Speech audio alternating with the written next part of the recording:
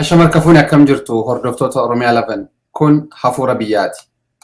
Sagantaa hafuura biyyaa kenna kan hardhaa qabanneetiniin hiriyaa kiyya Muhammad Ololo wajjin dhihaanneetiniin jirra. Muhammad baga nagaan dhufte. Ulfaadhu Muktaar. Mee dhimmoota har'a laaluudha deemnu keessaa mootummaan Itoophiyaa yookaan ammoo mootummaan sirna Abiy Ahmed naannolee kanaan dura finciltootaan qabameetiniin ture keessaa muraasa isaa gadhiisisiisuusaa gabaasaatiin jira. Gabaasa kanarratti illee waan dubbannu qabna.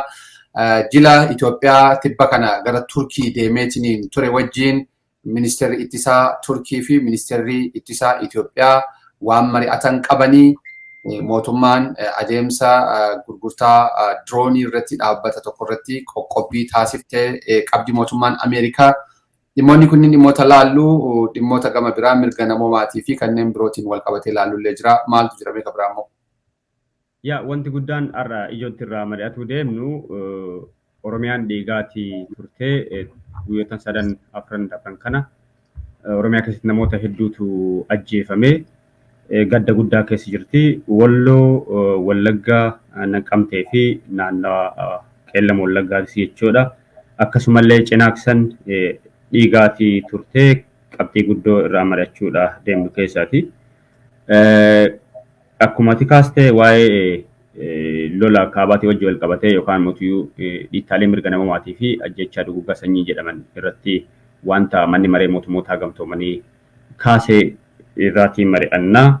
Ammallee torbaan dabarsine kana keessa torbaan lamaan dabarsine kana keessa namoota sabboontotaa fi maanguddoota qaroo Oromoon qabdu kanneen gara fuula rabbii deemantu jira. Waan muraasa seenaa isaaniitirraa illee kaasnee kan waliin ilaalluta. Waa'ee walgahii Afrikaan Tarkii hariiroo Afrikaa fi Tarkii wajjin wal qabateetiin waan ammaati kaaste kanarraati illee kaasneetiin mari'annuta. Qabxiin biraa kan irraa mari'achuudhaaf deemnu mootiyyuu lola yookaan immoo haala Itoophiyaa keessatti deemuuti jiru wajjin wal qabateetiin hawaasa diiyaaspooraa Itoophiyaa irratti garaagarummaan akka jirudha waan gabaasaan tokko tokko kan agarsiisanii sanirraattis kan mari'annu ta'a. Gabaasa kennaa har'aa irratti namoonni dubbisnellee jira. Fakkeenyaa fi ajjechaalee wallootti ta'an irratti nama dhiheenna kana qabsaa'ota walloo keessaa nama dhiheennatti dhimma kana hordofu nam tokko dubbisneetiin jirra.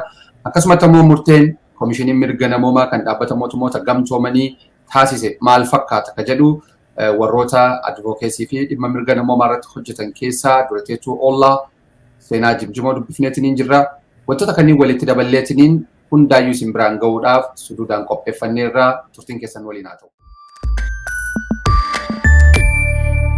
Oduu gammachiisaa hawaasa Oromoo hundaaf waldaan ogeeyyota fayyaa Oromoo idil addunyaa Ayihooppaan addameen Minisoota Dipaartimentii Fayyaa Minisoota dhaabbata Weelsheer Intarnaashinaal Dipaartimentii Fayyaa Raamzii Kaawunii fi Oromiyaa 11 wajjin ta'uudhaan sagantaa talaallii dhibee koronaa kennuuf jalqabee jira.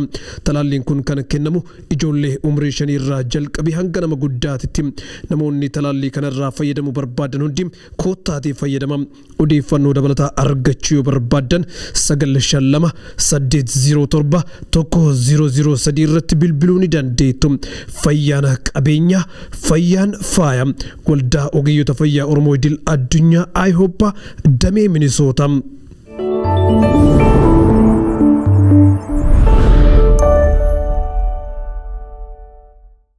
Hayyee hordoftoota Oromiyaa lafa dachaaneetiin jirra. Kan duraa kan kaasnu ajjechaa tibba kanaa naannoo Oromiyaa Walloo fi akkasumas immoo gama Wallaggaatti ta'ee ilaalla.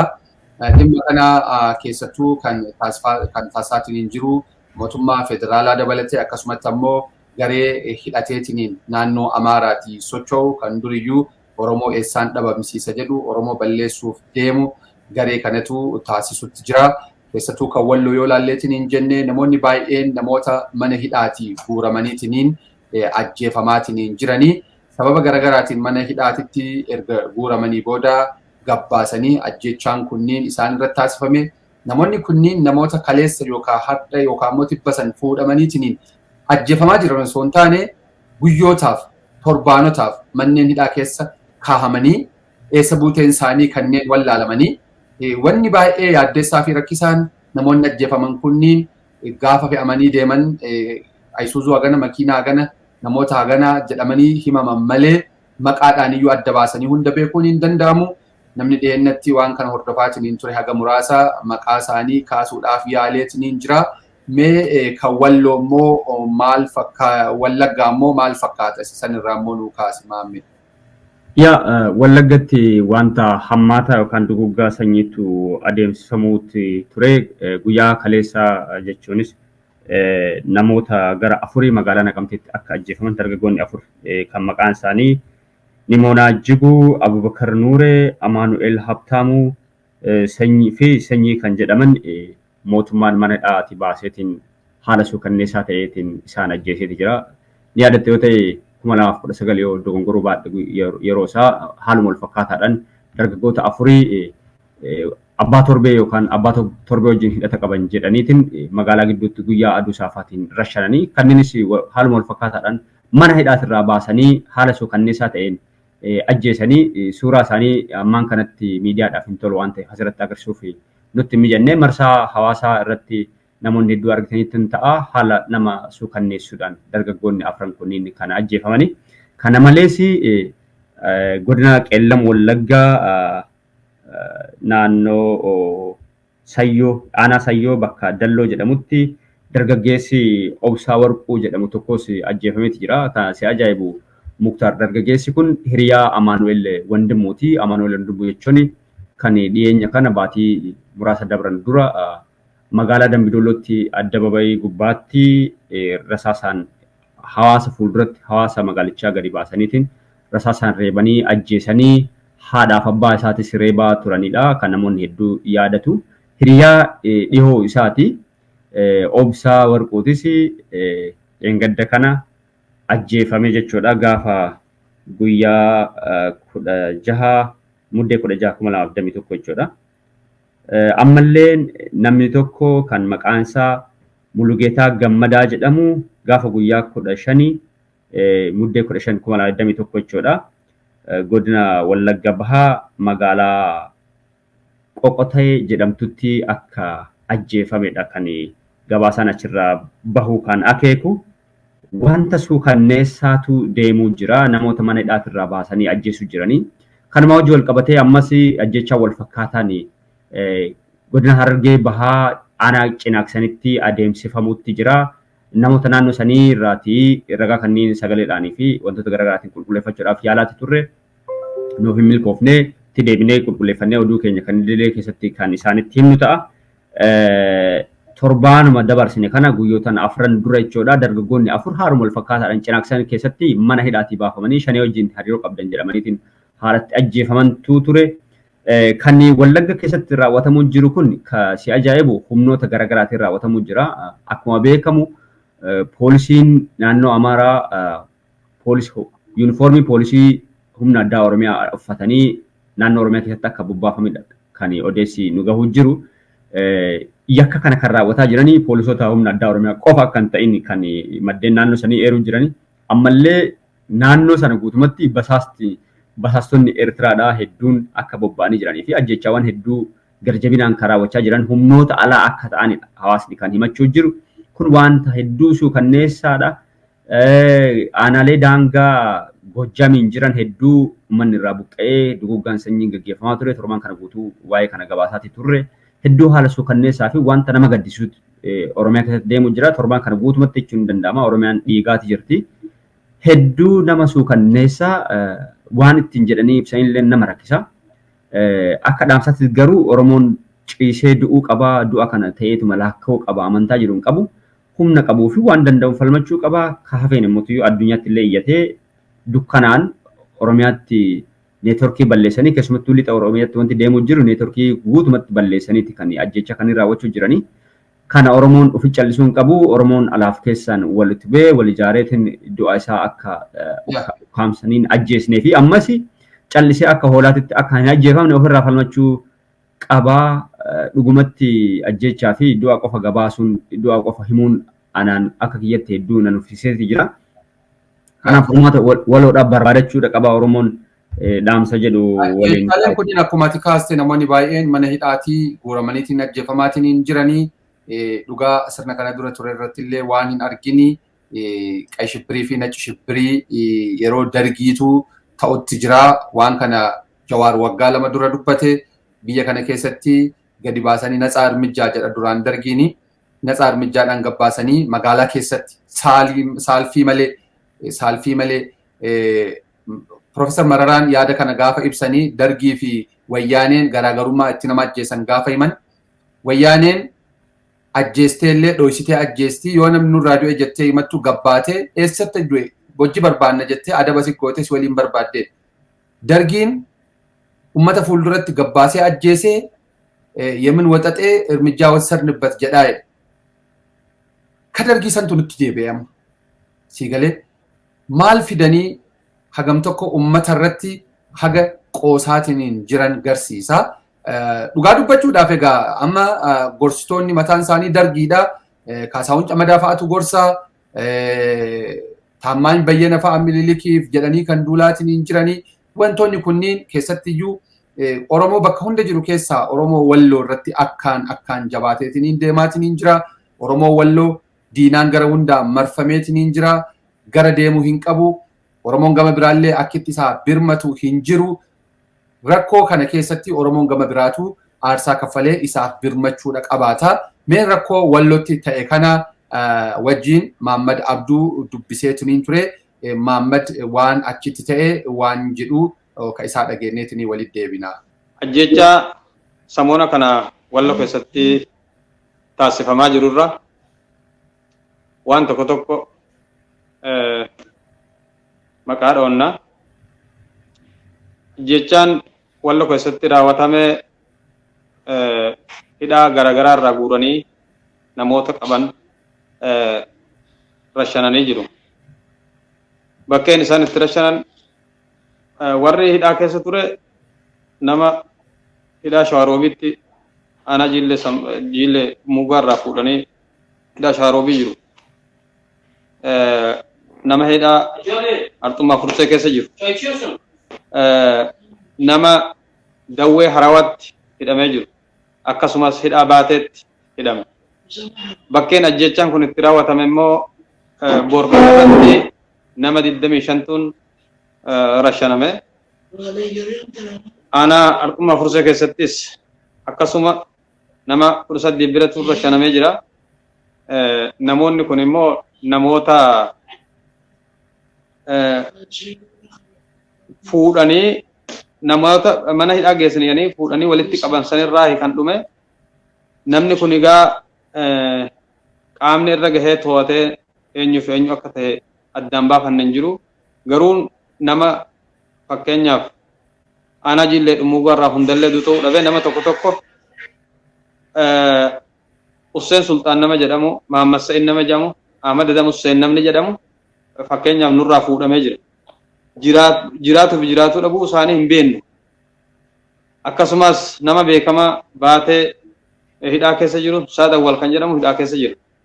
Garuu namni amma ajjeefame warra hidhaa keessaa walitti guuramee hidhaa keessa turetuun hidhaa keessaa baafamee rashanamaa jira bakka adda addaatti. Ajjeechaan kun qaama dhimmi ilaallatu bira ga'ee akka dhaabbatu. Uummanni kun immoo hidhaa kana keessa qaamni dhimmi ilaallatu dhaqee ilaalee laalamuu qaba. Jiraatuuf jiraatuu dhabuu. Namni immoo ajjeechaa kana raawwatutti jiru qaama mootummaati. Mootummaa raayyaa ittisa biyyaati namni ajjeesutti jiru ijoollee tana hidhaa keessaa yaasa. Maammadi egaa Maammadiin dhageenyeerra. Maammad Abduu nama Wallooti. Kanaan dura waraana Wallootti ta'aatiin hin tureen miilli isaa rukutamee miilli murameetiin yeroo ammaa kana yaalarra jira. Garuu dhimma kana dhiheenyatti hordofaa amma haalli Walloo jiru kana fakkaata. Walumaa gala erga kana qabxii muraasa osoo jechuu dandeetti natti tola waa'ee kanarratti Wallootti wanti deemuu jiru hedduu waan nama suukanneessu akkuma amma Muhammad kaasuudhaaf yaale nama jumlaatti ajjeesuu jiranii kasi ajaa'ibu haaloodha amma naannoo sana waraana bilisummaa Oromootii fi humni ittisaa Tigraay qabateeti ture. Waan kana hordofeeti kan hammeenya akkasii mootummaan gara jabeenaan karaawwachuu jiru isintu simatee jechuudhaan haalootti bahuu jira. Namoonni kunniin wanti isaan godhan tokko hin jiru.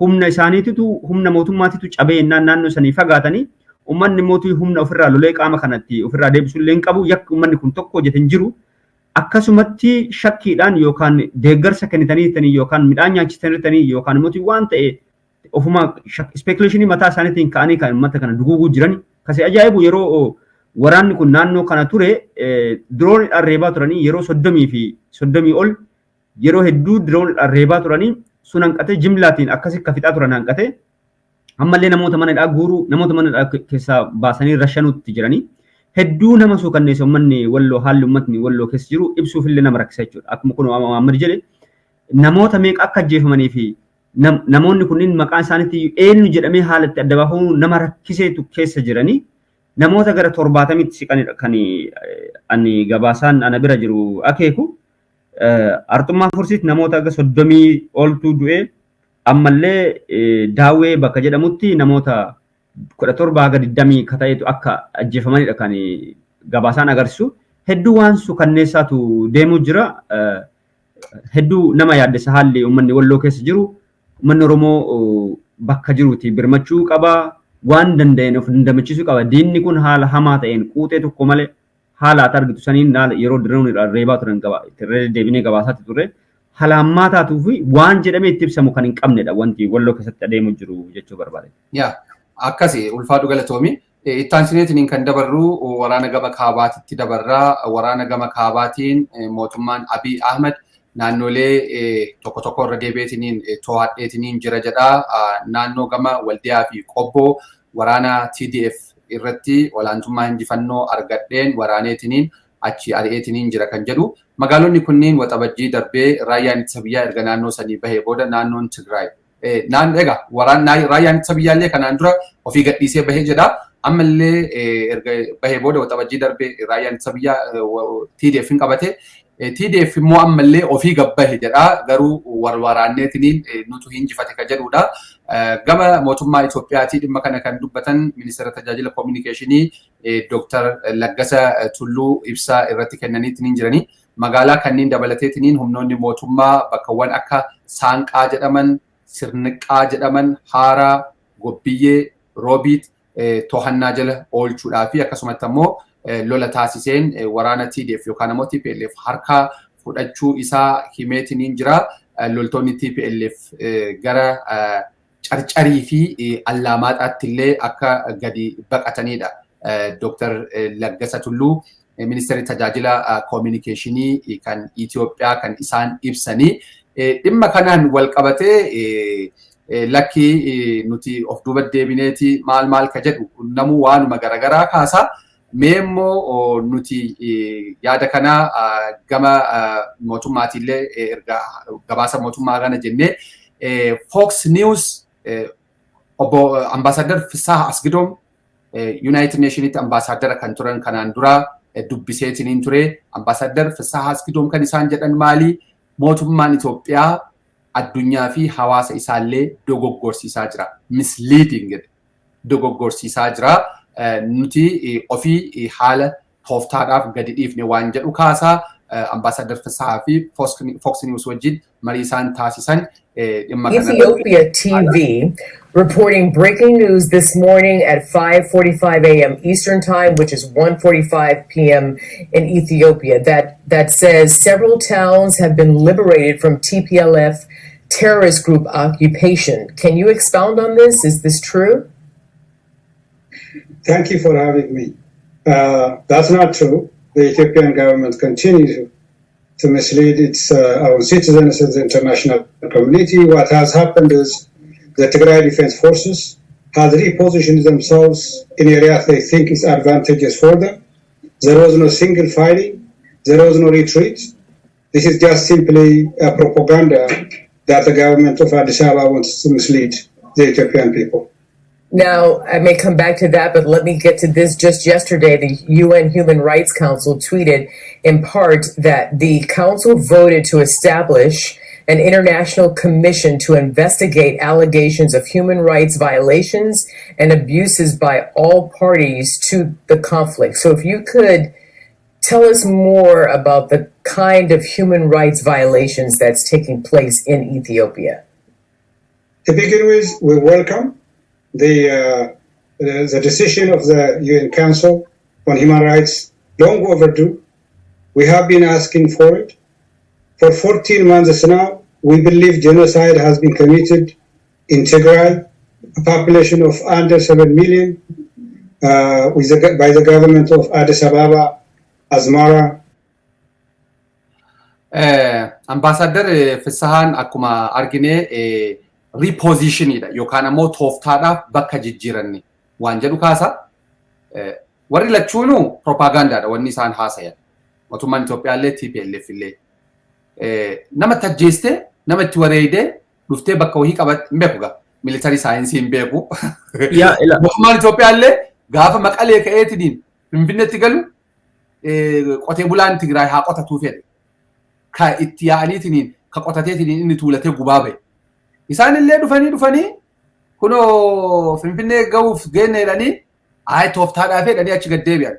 Kun hunduu power pressure gidduu kana jiru wal dhiibbaa waraanaa jirullee fakkaata dhimma kanarratti.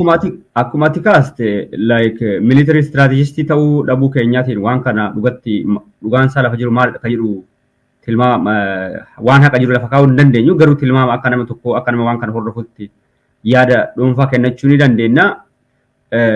Lolli kaaba deemu jiru Abiy Ahmed humna qabuun hundaanii waraana kana hin dhabamsiisa jechaadhaan yookaan immoo humnoota TPLF kana guutumatti dhabamsiisa amantaa jedhuudhaan lola kana kan gaggeessu jiru. Akka oduuleen tokko agarsiisanitti ammallee humnoonni Eertiraadhaa dabalataan karaa lixaatiin karaa biyyattii sanitti akka seenuu jiran lixa Tigraayitiin akka seenuu jiran gabaafamaatti jira. Waan kun qabatamatti waan lafa jiru achiin jiru waan ta'eef dhugatti hin beeknu waan gabaasalee miidiyaa irraati argame irraa kan hafe.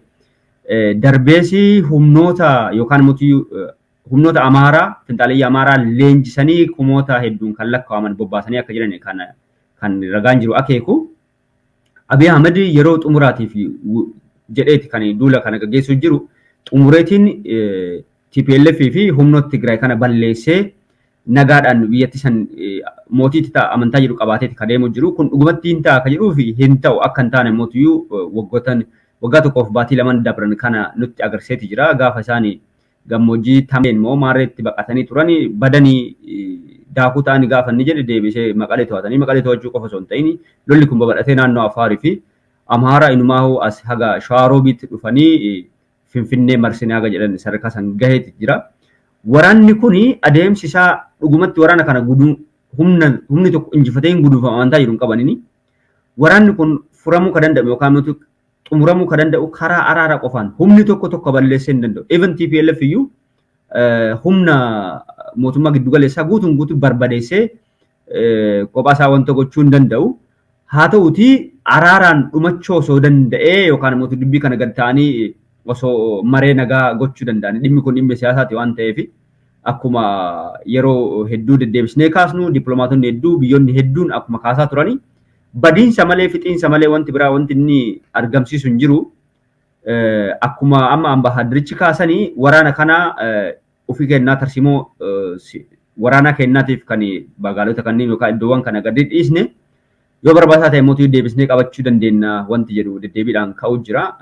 Ammallee ambaasaadderichi kan dabalataan kaasan waa'ee maree guyyaa jimaata dabre kana manni maree mirgoota namaa dhaabbata mootummoota gamtoomanii kaasan ni fudhannaan simanna waan jedhu kana kaasanii yoo qabxiin itti aanu irraa mari'annu isa ta'eef. Dhimmoota itti aanu isa itti aansineetiin mari'annaa waa'ee tibba kana marii Turkiitti taasifamee michummaa Turkii fi Afrikaa jedhameetiin taasifame kanaan wal qabateetiin ministeerri ittisaa Turkii marii ministeerota ittisaa lama wajjin taasiseetiin jira.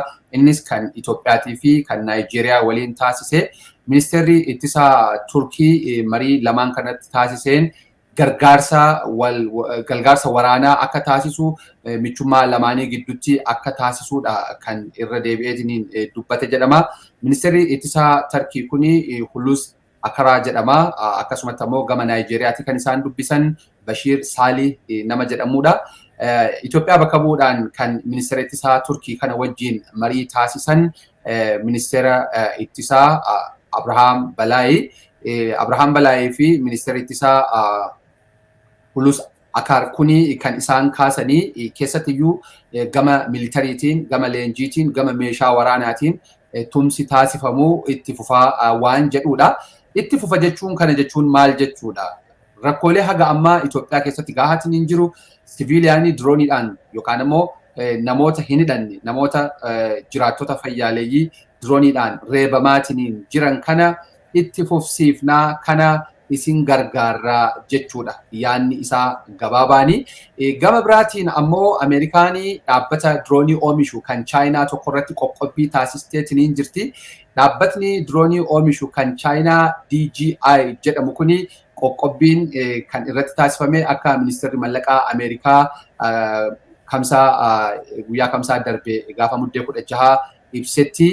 Dhaabbanni kuni Chaayinaa keessatti musliimoota Uyghur jedhaman irratti to'annaa ittiin raawwachuudhaan isaan ittiin to'achuudhaaf jecha akka basaasaatti ittiin to'achuudhaaf jecha dirooniin kuni hojiirra ooleera. Warroonni kunniin ammoo miidhaadhaaf akka saaxilaman dirooniin kun taasiseetiin jira akka jedhudha kan isaan kaasaniitiin jedhanii. Adeemsa kanaan dhaabbatni kuni keessattiyyuu kaampaaniileen Ameerikaa dhaabbata kanarraa akka diroonii kana hin binne taasisa jechaadha. Kanneen kanaan dura diroonii dhaabbata kanarraa bitan garuu akka itti fayyadamanidha kan dubbatameetiin jiru. Kana keessatti wanti ilaallu maalinni Maammad waraanni meeshaaleen waraanaa kunniin siviiliyaan yookaan immoo hawaasa qulqulluu hawaasa lolaan walii hidhatan qabne magaalotatti hoteelotatti gabaa keessa dhaqaniitiin akka amma deengadda Allaamaxatti ta'e akka gaafa kaanii Wallootti ta'e raawwatu kuni itti gaafatamummaa akka kanaa kana qabaachuu fursiisuudha mala. Kanatu mul'ata dhimma kanarratti waan mootummaan Ameerikaa kan Chaayinaa irratti baase kuni waan Itoophiyaa irratti illee hegereedhaa ilaalamuudhaa deemu jedheetiin yaada. Qabxii muraasa kanarra dabaluudhaaf akkuma ati kaaste gabaasaalee miidiyaa Itoophiyaadhaa hedduu ilaalaa ture waa'ee hariiroo Afrikaa fi Tarkii jedhamee ture irratti dhuunfaa yookaan immoo akka biyya lamaatitti wal mari'achuu isaanii wantoota akeekan hedduu dubbisaa ture miidiyaa Itoophiyaa irraati. Maal sitti akeekaa hariiroo Afrikaa fi Tarkii qofa osoo hin ta'in Itoophiyaan Tarkii wajjiniin erga waggaa kanaati erga waraanni kun eegaleeti hariiroo walitti dhiyoodha qabanii Abiy Ahmad dhuunfaadhaan affeeramee daawwannaa taasiseera waraana akka bitachaa turanii miidiyaaleen garaagaraa addunyaa gabaasaniiranii waraanni yookaan immoo dirooniin isaanii Walloo fi Lixa Oromiyaa akkasumallee Tigraay keessatti wantoota inni raawwataa ture waan nuti hundinuyyuu quba qabnu.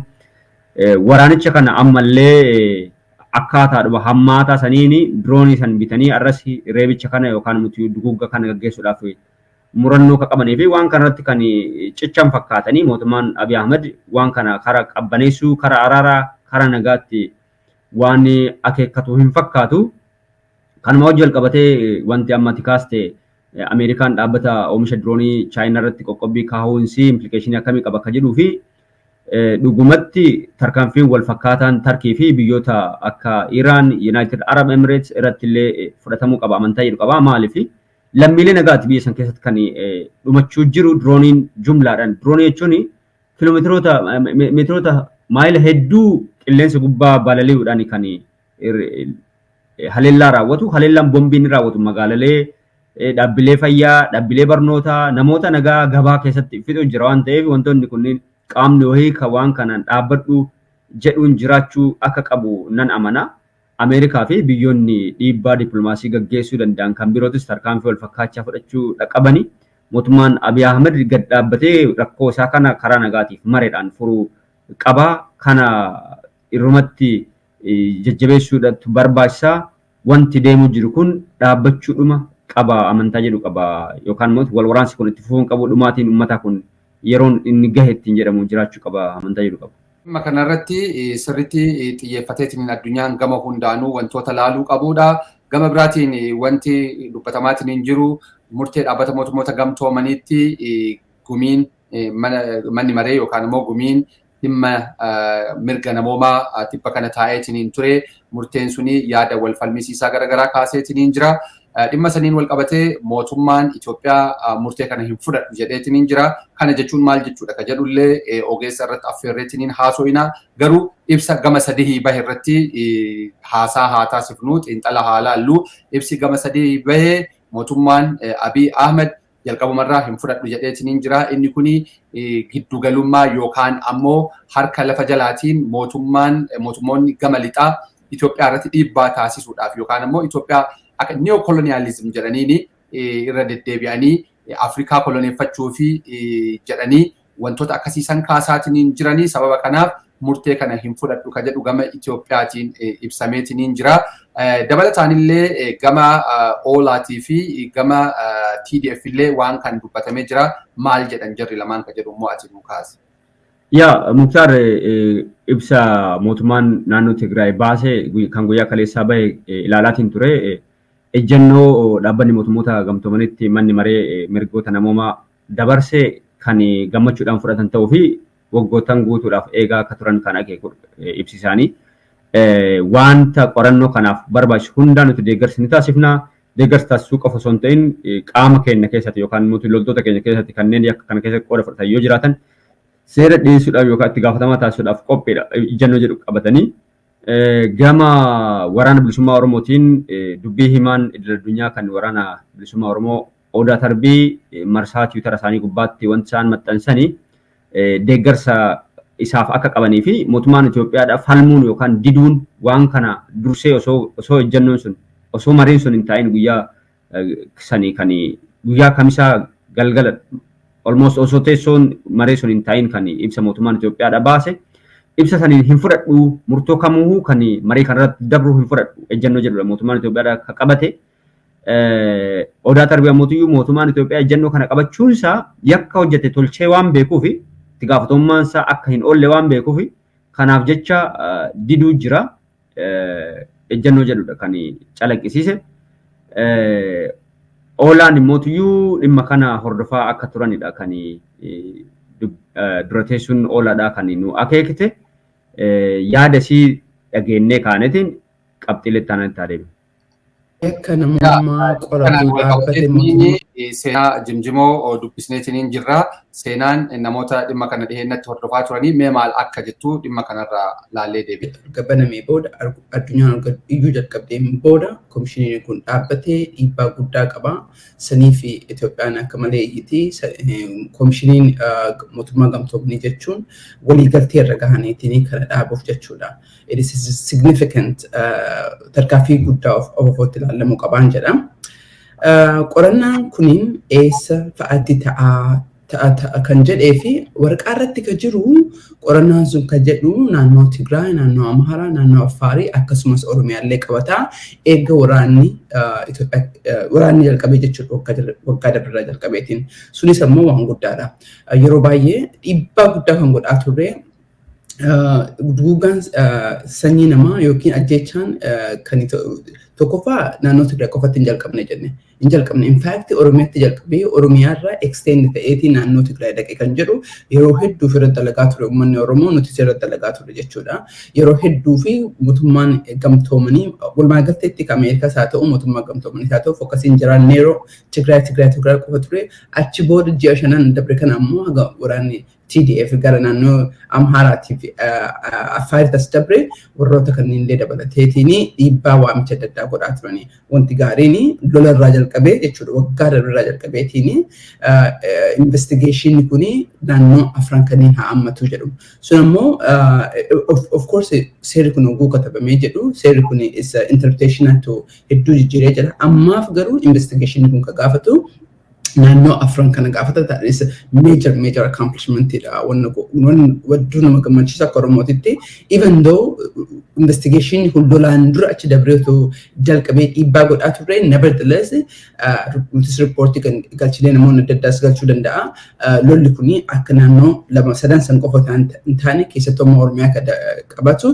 investigation kan jijjiiraa fiduu danda'u yeroo biyyattii guutuu qabate kan jedhu dhiibbaa turre sun amma kan jedhu investigation kuni biyya naannoo afran kana jedha naannoo Tigraay naannoo Amaaraa Affaarii fi Oromiyaallee qabatee jedha. Sadaffaa irratti yakkoon namummaa Oromiyaa keessatti raawwatamee ture akkam qorannaa kana keessatti ilaalamuuf danda'u kan jedhu. Well, so akka komishiniin mootummaa gamtoomee eengadda dabre kana jedhutti independent investigation ta'a. Mootummaa because Jotan I think Jia dabre dura investigation mootummaa Ethiopian Human Rights Commission fi UN waliin qabatee investigate godhanii turani. Obviously that was a ji'oota hedduu fudhatee mallaqa hedduu gaafatee abdii hedduu eegamaa ture garuu riippoortiin sun yoo bahee jedhu namni guddaan just gammachuu irratti hin arganne jechuudha. Maal jechuudha independence isaa jechuudha. Wanti sun ammoo hedduu waan gaariidha because Human Rights Commission Ethiopia biased akka mootummaa extension mootummaa kanaaf harka ta'eetiin bakka mootummaan barbaadu qofum isaa rakkoo kaawwan ammoo maqaa dhafarka qabee jedha. Akka ilaalcha kiyyatti in fact mootummaa kana olitti mootummaa Itoophiyaa olitti gochi yakki komishinii Itoophiyaa mirga namaa godhe sun yakka guddaadha. Maa hojjettanii nama tokko bineensa ta'uu isaa meekaappii namni itti dibee nama fakkeessee jedhe komishinerii kana. Komishinerii kana kan miidiyaan addunyaa waa'ee rakkoo Itoophiyaa keessa jiru gabaastu. Komishinerii kana rakkoo yakka hin jirre yakka godhee rakkoo jiru ammoo kan namni fakkeenya kan namni irratti gorra'amaa jiru du'aa jiru akka nama agarree ka godhe fakkeenyaa fi karra jirratti ilaaltee hojjettanii akka nama agarree ta'ee jedhe. Amma Amaara keessatti immoo daqiiqaa tokko keessatti guyyaa tokko keessatti ol ka'eetiin rakkoo akkanaa eenyu OLF fa'aa godhe. Sigalee TDF godhe jedheetiin akka warra kana yakkitoota godhee jedhee in fact reporting investigation asiin dura eegamaa ture UN joint kan ta'e kan hammaatee fi isa hedduu independence isaa credibility isaa gadhibee jedhee sun ammoo maal mul'isaa investigation Oromiyaa keessa jiru kanaa fi hedduu waan guddoomse because human right violation guddaan Oromiyaa keessa jira garuu dhokatee jira maalii fi dhaabbileen amma independent jechuudha addunyaan waliin haasoftu Itoophiyaa Human Rights Commission ta'ee Itoophiyaa Election Board ta'ee kunneen sigal akka independent agency itti ilaalamanii mootummaa kana legitimize godhaa jirani. Kun dhabuun ammoo mootummaan gamtoomee ofiisaatii warra kana walitti otoo hidhatiin mootummaa Itoophiyaa walitti otoo hidhatiin achi Oromiyaa keessatti investigate godha jechuun it is a huge guddaadha. Of course ergalolli kun banamee jedhama. Ergalolli kun banamee Oromiyaa guutuu investigate godhanii bakkuma naannoo san investigate godhanii kan jedhu kunillee ganaa interpretation of deemaa jechuudha. Nevertheless waan bareedha. Kan dhumaa ammoo mootummaan Itoophiyaa murtii kana hin fudhuu jedhee jira. Kun ammoo akkamii kan jedhu. That's very interesting because kar tokkoon mootummaan Itoophiyaa mootummaan kamiyyuu mirga qaba waan tokko UN jechuun biyyoota inni dirqama hin qabu Itoophiyaa irratti. Garuu UN jechuun ammoo consequence guddaa qaba. Consequence because biyyoonni addunyaa tun toliin jiraatu treaty adda addaatiin waan adda addaatiin waliin dalagdee jiraatte. So wanna kana ka amma Human Rights Council darbisee kun yoo Itoophiyaan diddee jette Human Rights Council UN Security Council enforce that. Security Council kun ammoo karaa inni itti enforce godhuun karaa hedduudha. Tokko keessa treatyidha, lammataa keessa sanctionii godhuudha. Amma fakkeenyaaf Ameerikaan sanctionii Eertiraa goonee akkana goote jira. Suni unilateral mataa isiitti kophaa isiitti waraana kan Itoophiyaatti hin gurguruu kan akkana hin godhuu Itoophiyaa wajjin akkana hin godhuu yookiin immoo Eertiraa wajjin akkana hin godhuu jette. Gaafa UN hin godhu jennu immoo across addunyaa kanarratti treaty kunniin dhaabuu danda'a Itoophiyaa irratti crippling godhee jira. Itoophiyaan sanii alatti ammoo membarii treaty kanniiniiti. Bakka hedduu irratti Itoophiyaan waa hundayyuu yoo ta'ullee baate waa hundattiyyuu miti garuu bakka hedduu irratti treaty UN addunyaa wajjin qabdi.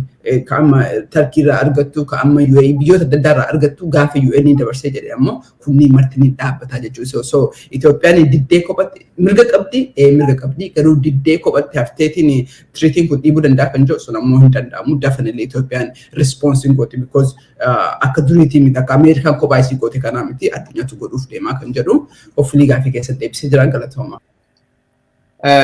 Qabxiilee kanneen as keessatti yoo argiteetiin hin jiraatte maaltu itti fufa waan jedhu dheengadda battaluma mootummaan Itoophiyaa ibsa baasee mormee akkasumatti ammoo sagaleen kennamee marii kenna dheengaddaa irratti kaasneetiin hin jiru. Maaltu itti fufa? Itoophiyaa balbala kiyyayyuu hin geettanii qe'ee kiyyalleen dhuftanii dhimma kanan qorattan jetti.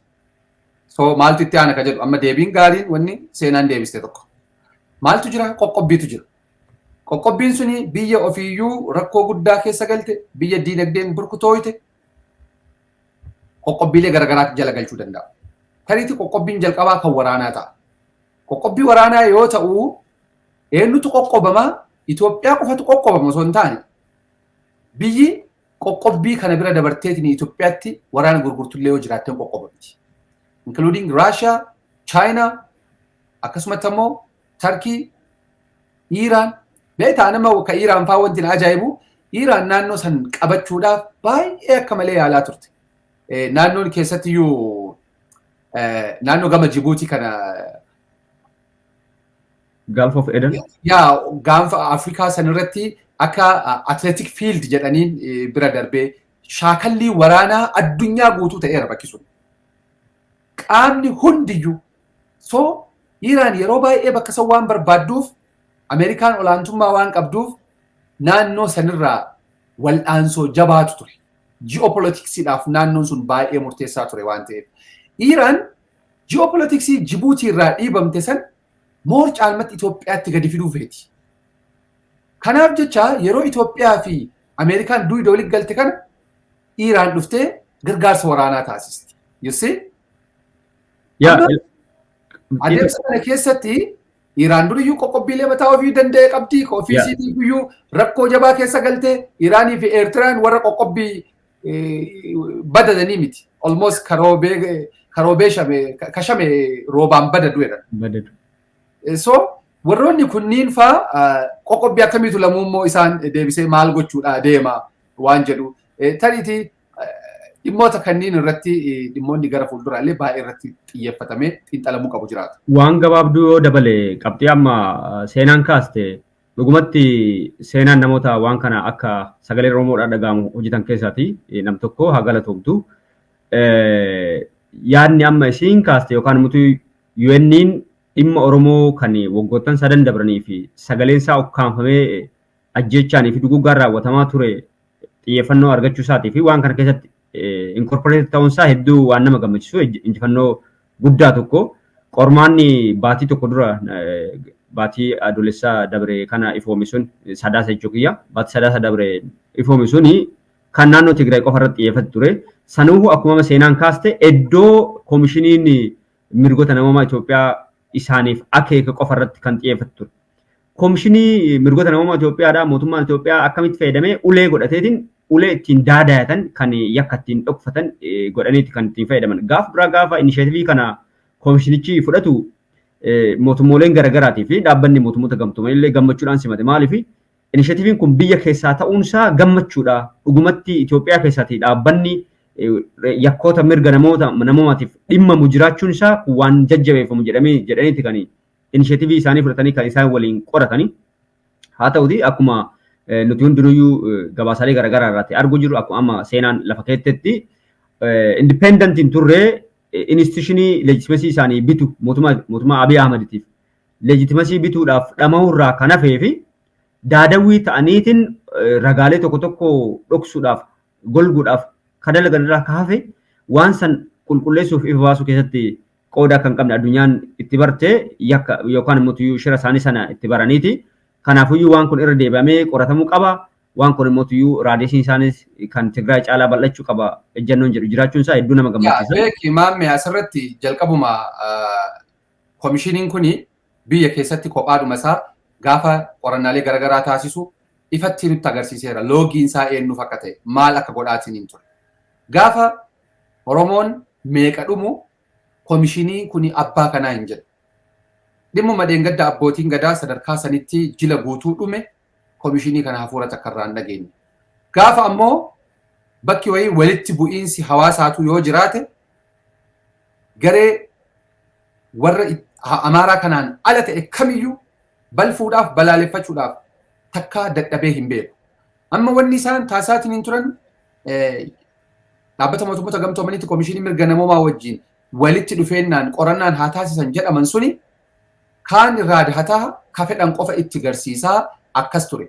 Shakkii asirra ture kana akka ifoomu dhaabbati mootummoota gamtoomanii gaafii inni gaafateef mootummaan Itoophiyaa dafee deebii hin kennine.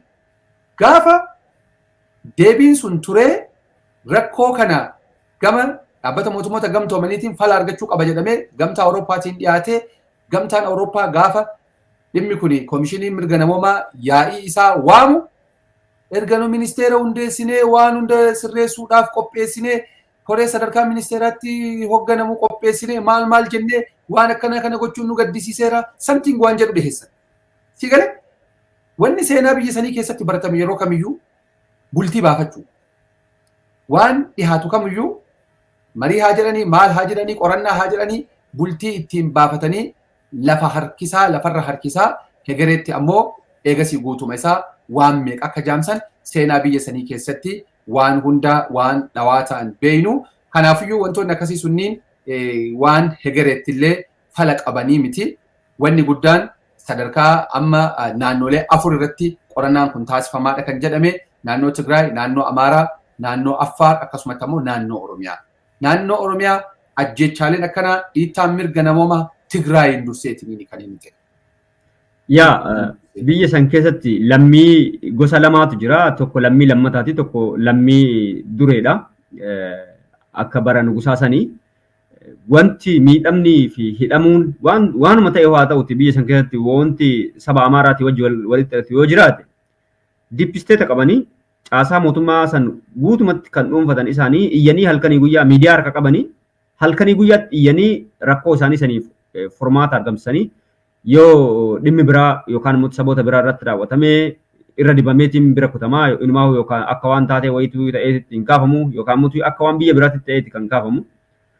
Lixa Oromiyaa kanatti Amaara du'e jedhanii akkaataa isaan oduu hafarsanii wantoota sanniin akkaataa isaan itti maratan waanuma hundi keenya quba qabnu waggoota dheeraadhaa fi waggoota sadan daban qofa osoo hin ta'in akkasuma naannolee Oromiyaa bakka garagaraatitti Cinaaksanitti yoo namni du'u Wallaggatti yoo namni du'u yoo namni rashanamu waa'ee nama sanii kan namni kaasu hin jiru namni ajjechaa garjabeennaa kan adeemseeraa malee silaati dhaabbata mirga namummaa jechuun namummaadhaaf falmaa sabummaadhaaf osoo hin ta'in namummaadhaaf sabni biraatiyyuu lammii biyya kamiitiyyuu haa ta'uti biyya san keessatti mirgi namummaa isaa yoo dhiitame yoo miidhame yoo ajjeefame silaatii dubbachuu qaba ture dhaabbatichi sun saniif achi dhaabate haa ta'uti qaama dhaabateef qaba malee biyyattii san keessatti ilma namaa hundaaf walqixa kan dhaabbate akka hin ta'in hojiin isaa seenaa isaa ifatti agarsiisa. San addunyaan irraa baruunsi waan guddaadha garuu addunyaan jijjiirama biyya san keessatti gargaaruu yookaan immoo rakkoo uummata sanii irraa dubbachuu malee kallattiidhaan tarkaanfii ofii fudhatanii isaan jijjiiran hin jiru. Lammiileen biyya san keessa miidhaan isaan irra gahee kan ajjechaan duguuggaan irra gahu jiru kunniin falmachuudha qabanii of dandamachiisuudha qabanii dura dhaabbachuu danda'u qabanii kan abbootii gadaatii wajjin wal qabatee ammallee abbootii gadaa Oromoodhaa kan ajjeefaman Oromoo irraa ajjeefamanii sirna gadaa Oromooti irratti duulame abbootiin gadaa Oromootis ammallee kan agaammaa akka guchii Ashawaa keessa morma isaa naqeetitti akka waan agarree kataan kanarraati gadi bahanii rakkoo sanii balaaleffachuu fi dura dhaabbachuu danda'u qabanii sirna san dandamachiisuu danda'u qaban amantaa jedhu qaba. Muktaar qabxii muraasa irratti dabaluudhaaf jiru kan.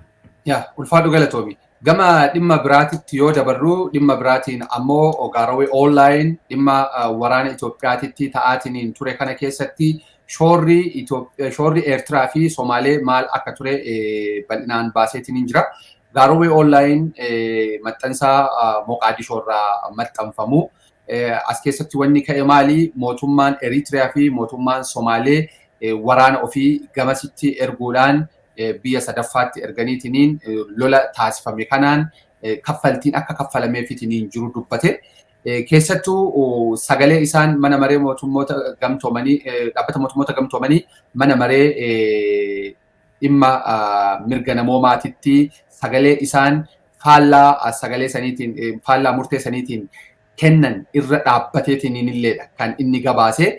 Sababni isaa yakki kun yakka ofii isaaniitii raawwatanii Itoophiyaadhaan qixa warra itti gaafatamuudhaa deeman waan ta'eef sababa kanaa fi sababni isaan waan kana mormaniif ka jedhu Gaarawee online kan inni gabaase akkaataan loltoota Somaalee achitti ergamanii immoo ni beekamaa kanaan dura Kaataaritti tapha kubbaa miilaa taasifamu eegdoo taasiftan jedhamanii filatamanii leenjiidhaaf gama Eertiraa ergamanii booda achi waraana Itoophiyaa kana keessa akka galfamaniitiin jedhan dhaabbati mootummoota gamtoomanii kanaan dura gabaasa baaseen mirkaneeffachuu isaa adda baaseetiin jira.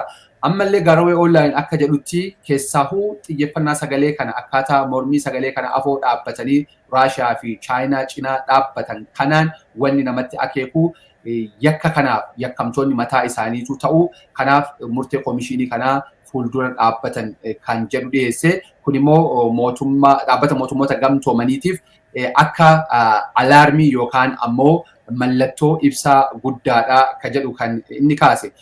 Gama biraatiin ammoo BBC'n walwaraansi Itoophiyaa keessatti ta'ee lammiilee Itoophiyaa yookaan immoo dhalattoota Itoophiyaa biyya Ameerikaa jiran gidduutti walqooddaa uumee jira gabaasa jedhu wahii dhiyeesse. Gabaasni kun keessaafuu warra Tigraay fi warra Amaaraa gidduutti wal gaarreeffannaa hama biyya Ameerikaa kana keessatti uumame akeekeetiniin bakka hiriira lameenuu deemee hiriira lameenuu xiinxaleetiniin waan isaan himatan miira isaanii hundayyuu erga laale hagam tokko wal dura dhaabbannaan wal gaarreeffannaan jabaan akka jiru kan ittiin agarsiisedha. Kana keessatti waan BBC'n gabaase keessattiyyuu wal qoqqoodama dhalattoota yookaan immoo lammiilee Itoophiyaa biyya diaasporaa jiran biyya Ameerikaa jiran keessatti uume jedhu kana isa kana ilaallee kaanee qabxiilee muraasa irraa jenna viidiyoo gabaasa BBC kana haa laallu.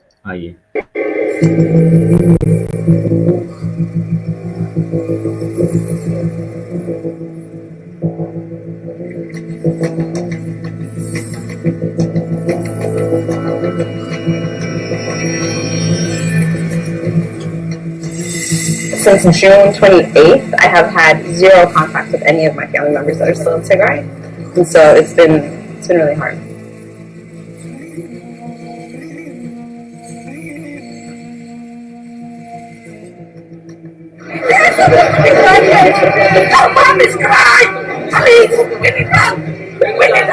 This is the U.S. government. I know we're not going to flip things around on a dime like that, right? So this is a process.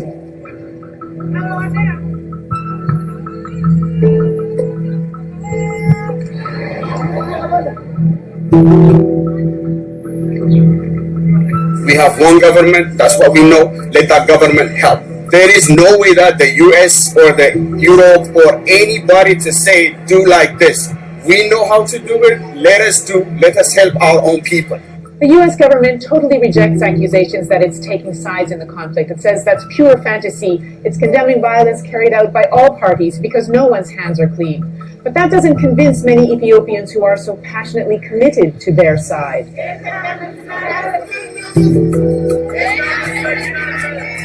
Ethiopia is defending its territory. TPLF is on. Gabaasni gama lameeniitu dhiyaate kuni kan agarsiisu maali warri Tigraay dhumaatii duguggaa sanyiituun irratti taasifameetiin jira. Mootummaan Ameerikaallee taate mootummoonni addunyaa dhimma kana mootummaa Itoophiyaa afoo dhaabbataniitiin seeratti dhiyeessuu qabu yookaan immoo itti gaafatamummaadhaaf dhiyeessuu qabu jedha. Warri gama Itoophiyaa takkatti immoo gadi bahee maqaa kennan dhahinaa Itoophiyaan waan gootu beeti Itoophiyaan hojmalee isii hojjetaatiin jirti. Kana godhaa jettanii biyya keenya keessan galina yoo dandeettan nu gargaara malee ka jedhu warri Tigraay gaafa warra Ameerikaa dhaqaniitiin bakka buutonni gabbahanii dubbisan tariiti amma haati akkasitti gargaarsa fedha jettee akkasitti qabdee namicha rompiteetiin irratti haasawwitu sun ka ilmi irraa ajjeefame ka obboleessi irraa ajjeefame ka obboleettiin irraa ajjeefame ka yookaan haati ajjeefame ta'uu dandeetti siigalee duguggaan as keessatti raawwate waan salphaa miti biyya tokko keessatti sadarkaa kanatti wal faallaa dhaabbataniitiin bakka tokkotti hiriira bakka tokkotti wal falmu wal mormu hunda haalli itti bahamu kuni fiinxaan siyaasa sanii hagam tokko sadarkaa siyaasa yookaan garee siyaasaa bira darbee civil war wanni jechisiisuu ni danda'u. Civil war jedheen BBC'n waraanni waliinii Itoophiyaa lammiilee gidduutti qoqqooddaa uumee jira ka jedhu kan inni dhiheesse Maammad asirratti. Yaa qabxii kanatti ce'uun dura xiqqoo qabxii muraasa waa'ee biyyoota ejjennoo dhaabbata mootummoota gamtoomanitti mana maree mirga namummaa irratti kaastisan irratti xiqqoo yaada muraasa jechuu barbaadeeti. Innis maalidha? Somaaliyaa fi Eertiraan akkuma ati kaastee waraana san keessa qooda fudhatanii yakkamtoota. Keessumattuu Isaayyaas Afeworqii haga Abiy gaafatamuutii olitti gaafatamuu akka danda'u wantoonni akeekan hedduu jira. Kana beekan waan ta'eef yakka ofiitti gaafatamanitti namni haa qoratamu yookaan immoo wanti kun haa qulqullaa'u hin jedhu yakkamaa ta'uu isaa gaafa beeke namni ima falmaa waanuma eeggamu. Mootummaan Soomaaliyaatis akkasuma waraana isaa bobbaaseetiin weerara Tigraay san keessatti qooda fudhateera akkuma kaaste loltoota akeeka biraatii fi filamanii leenjiidhaaf gara Eertiraa geggeeffamanii turanii fidamanii gara lola Tigraay keessatti akka qooda fudhatanii fi yakkoota hedduu akka raawwatanidha kan gabaasaalee miidiyaa garaagaraa kanneen addunyaa kan akeeku. Isaan kunniin yakka kanarratti akka hin gaafatamnee fi yakka kana jalaa miliquu waan barbaadaniif kan mormanii. Biyyoonni biraa kanneen akka Chaayinaa, kanneen akka Tarkii, biyyoonni biraatis kan waan sana falman mormanii yookaan immoo daldala meeshaa waraanaa isaanii itti hanqisaa santu danqaatti waan ta'eef kanneeniif mormanii. Namootuyyu siyaasa addunyaa kana keessatti dantaa siyaasaa keessatti murtoo kamuu keessattiyyuu dantaa siyaasaa laallata. Amma addatti immoo amma Raashiyaa fi Chaayinaa yogguu ilaalte yeroo hundaa'uu ejjennoo biyyoonni lixaa keessumattuu Ameerikaan qabatte hin deeggaran osoo jannata illee jedhameeti. Maaliif dorgommii siyaasaa addunyaa kanarratti qaba waan ta'eef sanii milkeeffachuudhaaf Ameerikaa yookaan immoo biyyoota isaaniin faallaa jiran kanneen faallaa dhaabbatanii isaan xiqqeessuu yookaan immoo isaan injifachuu barbaadan waan ta'eef isaan godhanii. Gama qabxii itti aanutti kan dhimma qoqqoodamiinsa diyaaspooraa Itoophiyaadhaatti yoo deebine dhuguma kun waan baratamaadha, waan beekamaadha. BBC'n tirsiqeetti haa gabaasu malee kun waggootan tokko guutuu waanuma beeknu darbeessi waggootan sadan dabran waan hawaasa Oromootii fi hawaasa findaalessummaa Amaaraa leellisuun kan maqaa Itoophiyaatiin kakatan kanneen keessatti waan ture waan hundi keenya beeknu. Qoqqoodamiinsi akkanaa waanuma eegamaadha. Qoqqoodamiinsi kunniin inumaahu biyyattiin tun osoollee nagaan bu'eeti hawaasa kana deebisanii walitti araarsuuf haga sadarkaa nama yaaddessu keessa gahaa jiraachuu isaati kan nama akeeku. Lammiileen Tigraay kan biyya kanatti yookaan mirga isaaniitiif ba'anii qabana kana keessatti falmanii fi dhuguma akkuma ati kaastee obboleeyyan isaanii, abboonni isaanii, maatiin isaanii jalaati wareegamanii yookaan ajjeefamaniiti. Keessattuu haleellaan diroonii kan gaggeeffamuu jiru akkasumallee hawaasni Oromootillee rakkoo wal fakkaataadha qaba.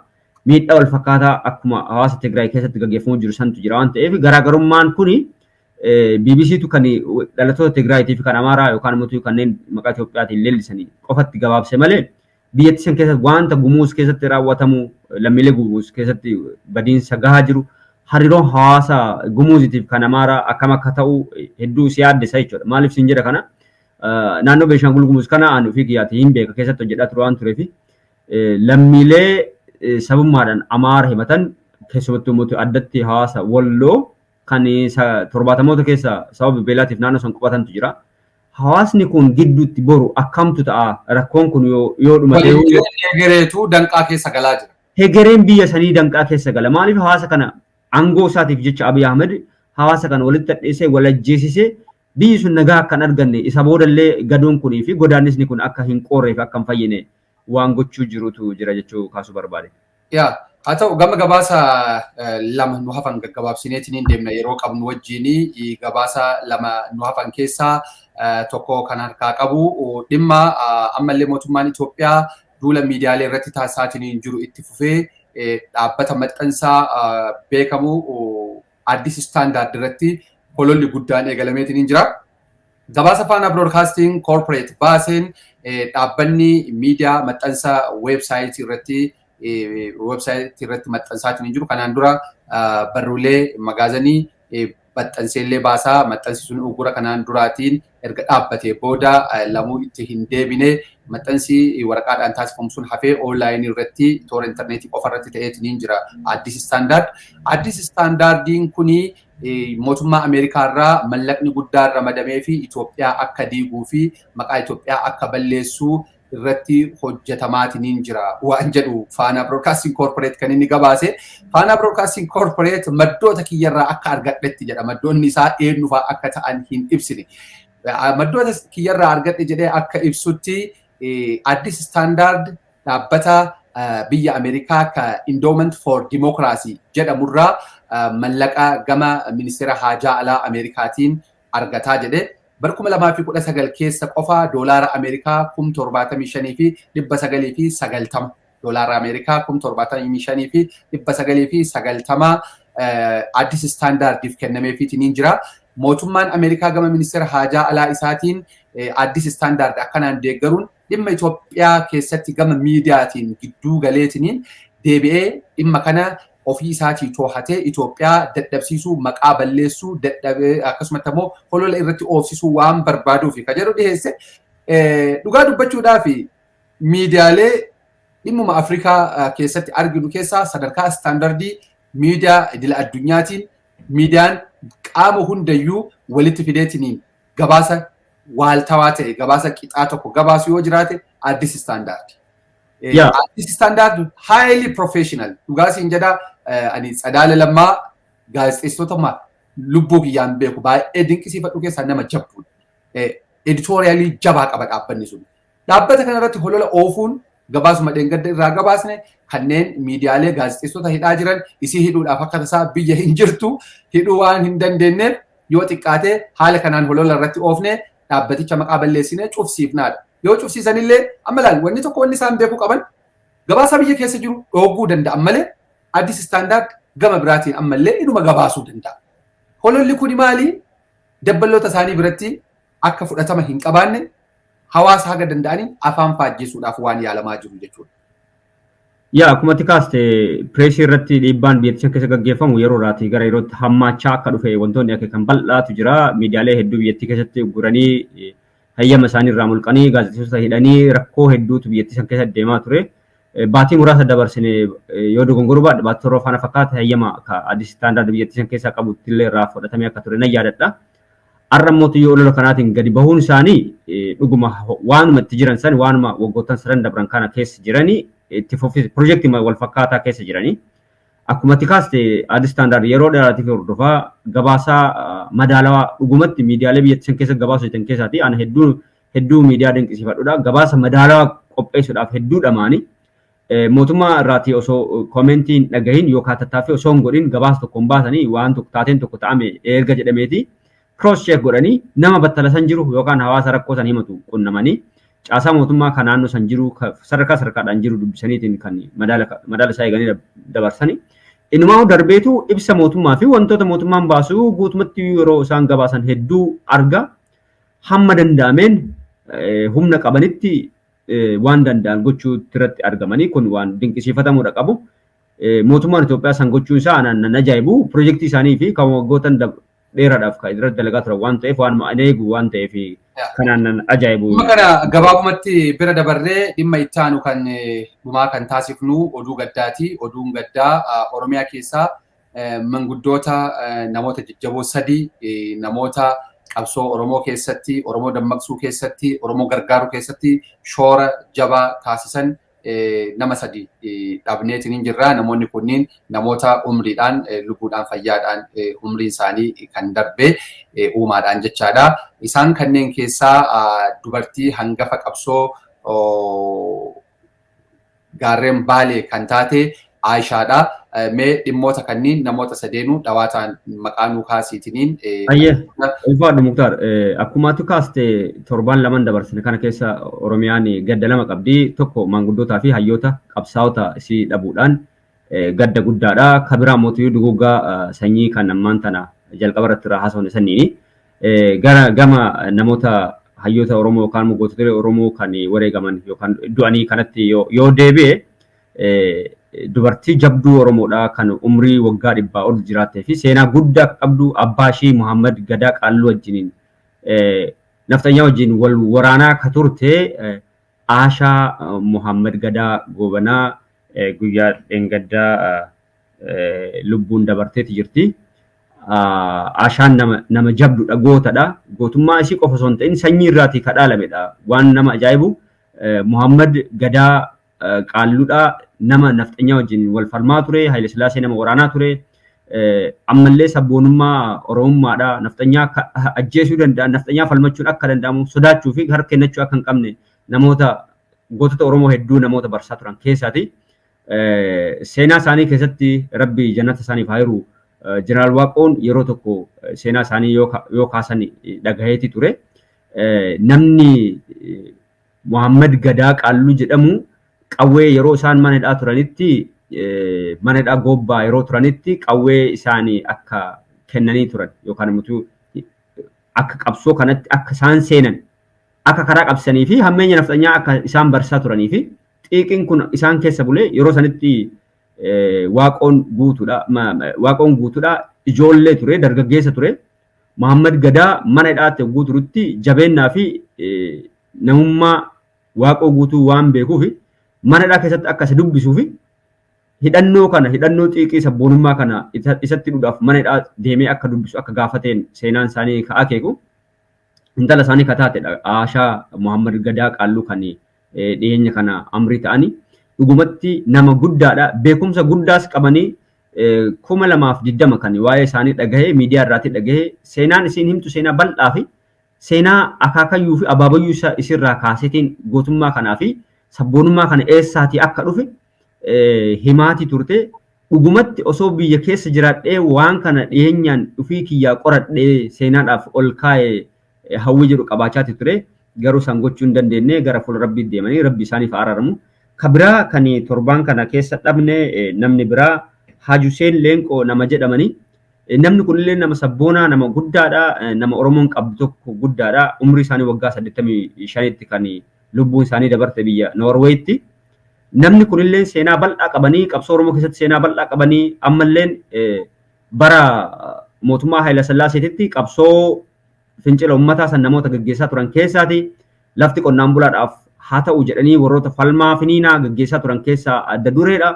Erga mootummaan Haayila Sillaaseedhaa kufeeti lafa qonnaan bulaadhaaf akka hiramuu fi qooda guddaa namoota kennaa turan keessaati. Mootummaa aanjaa argamsanitti qaaba argataniin yeroo sanitti mootummaa Dargii wajjin lafa qonnaan bulaadhaaf akka hiramuu fi sirni gabbaarii yookaan kan dura Haayila Sillaaseen lafa qabachiise sun akka buqqa'ee hiddaan buqqa'ee qonnaan bulaan Oromoodha. Lafa isaa irratti abbaa qabeenyaa akka ta'u kan Oromoo qofa osoo hin ta'in kan sabaaf sablammaa biyyattii sanii hundi akka abbaa biyya isaanii abbaa lafa isaanii akka ta'an namoota qabsoo godhaa turan keessaati. Darbees namni kun nama barnoota amantaa qabanii yuunivarsiitiilee akka Madiinaatitti barataniiranii ammallee yuunivarsiitii Azhar kan Ijipti keessa jirutti baratanii digirii 2 qabanii namni kun aalima guddaadha akka amantaattis sabboonummaa isaaniitis nama maqaa guddaa qabanii qooda guddaa saba kana kennaati turanii nama guddaa tokko gaaddisa guddaa tokkotu Oromoo irraa kufe rabbi ruhii isaanii haa jannatu jechuu barbaada. Kabiraa namni torbaan kana keessa dhabne gaafa muddee 14 2021 jechuu kiyya nama Bultoo Bariisoo jedhamu. Namni kunis nama guddaadha. Biyya USA magaalaa Minnesota keessatti state minister keessatti kan lubbuun isaanii dabarte. Namni kunis akkasuma nama qooda guddaa Oromoo bira qabanii baroota 70moota keessa naannoo Arsii kana keessatti barnoota barsaa akka turanii fi hawaasa qaruutti akka turan nama qooda guddaa saba kanaaf kennaa turanii nama sabboonaa nama dhimma Oromootiif quuxan nama dhimma Oromootiif qooqaman keessatti hunda isaanii rabbiin ruhii isaanii jannataan haa qananiisu maatii fi firoottan isaanii haa jajjabeessu jenna. Akka Oromiyaa 11ttis gadda keenya asumaan qoodanna jechuu barbaada. Ulfaadhu Muktar. Yaa maatiidhaanii jajjabina rabbi isinii haa kennu isaaniif immoo rabbi haa araaramu jenna. Sagantaa keenya hafuura biyyaa kan har'aa kanumaan goolabnaa iftaan immoo haaluma wal fakkaatuun dhimmoota gama biraa mata dureelee wal fakkaatoo kanneen irratti xiinxala kenninullee kanneen haaraa ta'anillee qabanneetiniin dhiyaannaa kan har'aatiif kan isin waliin turre Muktaar Jamaalii fi Muhammad Ganama Ololooti. Ulfaadhaa galatoomaa bulaa horaa fayyaa ta'aa nagaatti. oduu gammachiisaa hawaasa Oromoo hundaaf waldaan ogeeyyota fayyaa Oromoo idil addunyaa Ayhoppaan addameen Minisoota dipaartimentii fayyaa Minisoota dhaabbata Weelsheer Internaashinaal dipaartimentii fayyaa Raamzii Kaawurii fi Oromiyaa 11 wajjin ta'uudhaan sagantaa talaallii dhibee koronaa kennuuf jalqabee jira. Talaalliin kun kan kennamu ijoollee umrii 5 irraa jalqabee hanga nama guddaatitti. Namoonni talaallii kanarraa fayyadamuu barbaadan hundi koottaatii fayyadama. Odeeffannoo dabalataa argachuu barbaadan 952 807 100 irratti bilbiluu ni dandeettu. Fayyaan qabeenya, fayyaan faaya. Waldaa ogeeyyota fayyaa Oromoo idil addunyaa Ayhoppaa damee Minisoota.